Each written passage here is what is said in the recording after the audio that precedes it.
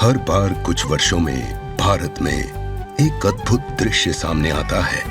करोड़ों लोग कतारों में लगकर, निडर होकर और गर्व के साथ मतदान करने के लिए बाहर निकलते हैं। धरती पर लोकतंत्र के सबसे बड़े पर्व का हिस्सा बनने के लिए 1947 में स्वतंत्रता के बाद प्रश्न उठा, क्या भारत में लोकतंत्र कार्य कर पाएगा? उन्हें यह नहीं पता था कि भारत की संस्कृति हजारों वर्षों से लोकतांत्रिक लोकाचार की विरासत को संरक्षित किए हुए है। लोकतंत्र अंतर्निहित मूल्यों के साथ जनता से प्राप्त शक्ति का प्रतीक है। स्वतंत्रता, समानता, स्वीकार्यता, सद्भाव, सेवा, समग्रता। संगच्छध्वं संवादध्वं संवो मनांसि जानताम्। एक साथ आए, एक साथ वार्ता करें, मिलकर विचारों को एक मत करें। समिति समान हो, विचार समान हो। यह सूक्त विश्व के सबसे पुराने ग्रंथ ऋग्वेद से है, जो शासन में जनता की भागीदारी का प्रमाण प्रस्तुत करता है। सभा ज्येष्ठ जनों का समूह, समिति आम जनों का समूह एवं संसद प्रत्येक प्रतिनिधि निकाय है। और इन शब्दों का ऋग्वेद तथा अथर्ववेद में बार बार उल्लेख किया गया है। स्वतंत्रता की ध्वनि सिंधु सरस्वती सभ्यता में परिलक्षित होती है। एक आत्मविश्वासी कन्या की कांस्य प्रतिमा उस समय की अत्यधिक विकसित संस्कृति को चित्रित करती है। रामायण में श्री राम को समाज के सभी वर्गों की सहमति से जनमानस के राजा के रूप में स्वीकार किया गया।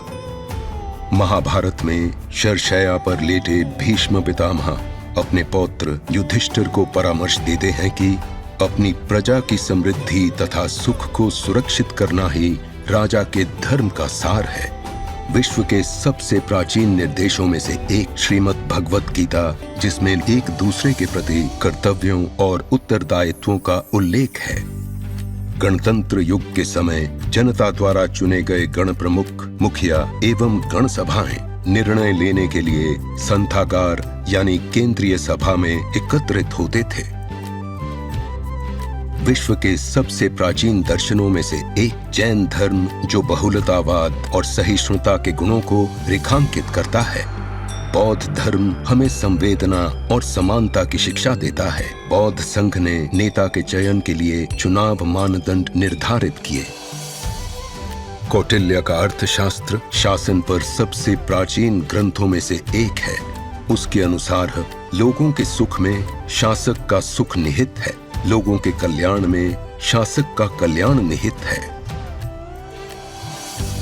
विदेशी यात्री भारतीय संस्कृति से विस्मित हुए। यूनानी राजदूत मेगास्थनीज ने कहा कि अधिकांश राज्यों में शासन का आधार लोकतांत्रिक है। और चीनी यात्री फा हियन ने देखा कि राजा भिक्षुओं के साथ आदरपूर्वक व्यवहार करते थे। शासकों द्वारा जनता के लिए कार्य करने तथा जनता द्वारा चुने जाने के उदाहरण अभिलेखों में प्रचुर मात्रा में मिलते हैं। उत्तिरमेरूर मंदिर की दीवारें चुनाव कराने की पूरी प्रक्रिया का वर्णन करती हैं। भारत के राजाओं और सम्राटों ने विजयनगर साम्राज्य से बादशाह अकबर और छत्रपति शिवाजी तक ने लोगों की भागीदारी को संहिताबद्ध करके तथा समावेशी मूल्यों के आधार पर प्रबुद्ध शासन का उदाहरण प्रस्तुत किया। स्वतंत्रता के बाद भारत के नेताओं ने संविधान का निर्माण किया, जो समावेशी था और सभी के लिए स्वतंत्रता और समानता सुनिश्चित करता था।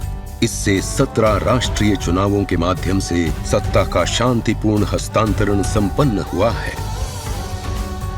भारत का स्वतंत्र चुनाव आयोग दूर दराज तक के स्थानों में मतदान केंद्र स्थापित करके सुनिश्चित करता है कि प्रत्येक नागरिक मतदान कर सके। इलेक्ट्रॉनिक वोटिंग मशीन एवं voter verified paper audit trail भारतीय आविष्कार है, जो पूरी तरह से डिजिटल है। साथ ही व्यक्तिगत मतदाता के स्तर पर सत्यापित हो सकते हैं। वास्तव में भारत में लोकतंत्र एक उत्सव है और ये उतना ही प्राचीन है जितना कि स्वयं वेद।